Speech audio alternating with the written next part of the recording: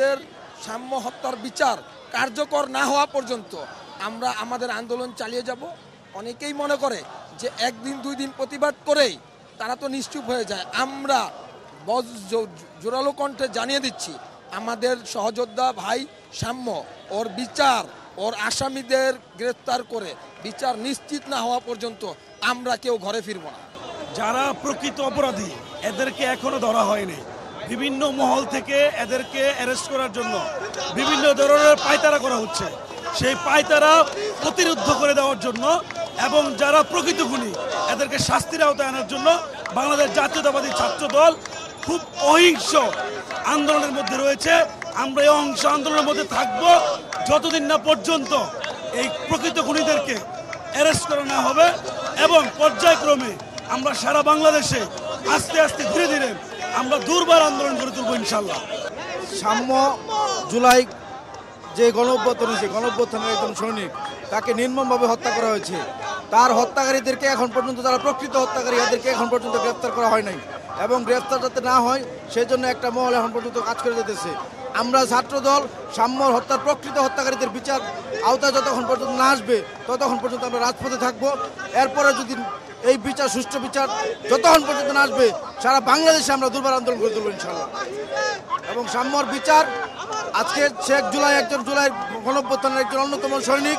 এই সরকারের কাছে যে অভ্যুত্থানের পরবর্তীতে সরকার আসছে, সব সরকারের কাছে দাবি যে একজন জুলাই আগস্টের যোদ্ধা যে এই নির্মমভাবে হত্যা হয়েছে, এই সরকার তার নৈতিক দায়িত্ব থেকে পদত্যাগ করা উচিত যতক্ষণ পর্যন্ত যদি এই সাম্যের হত্যার বিচার সুষ্ঠুভাবে না হয়।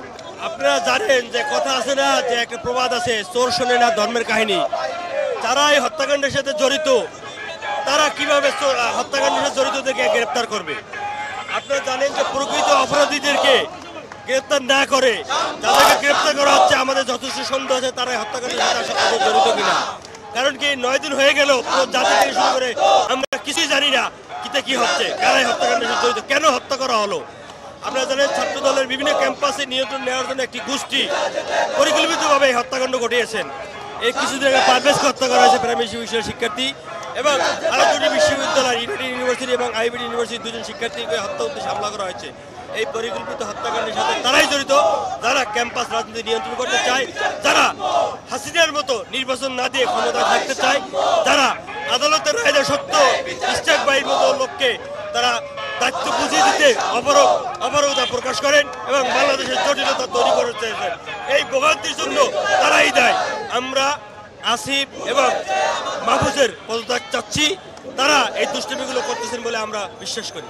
ক্যাম্পাস প্রাঙ্গণে আমাদের ভাই সাম্য যে নির্মমভাবে হত্যার শিকার হলো, আমরা আজ পর্যন্ত এর কোনো আপডেট পেলাম না।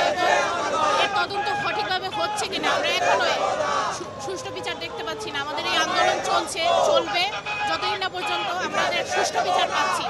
এই ছাত্র দলের পরপর এরকম কিছুদিন আমরা ঘটনা হচ্ছি। প্রথমে আমরা আমাদের ভাই পারভেজকে হারালাম, এখন হারালাম আমাদের ভাই সাম্যকে, কিন্তু আমরা কোনো সুষ্ঠু বিচার এখনো পাচ্ছি না। আমাদের প্রত্যাশা, আমরা সুষ্ঠু বিচার চাই এবং নিরাপদ ক্যাম্পাস চাই।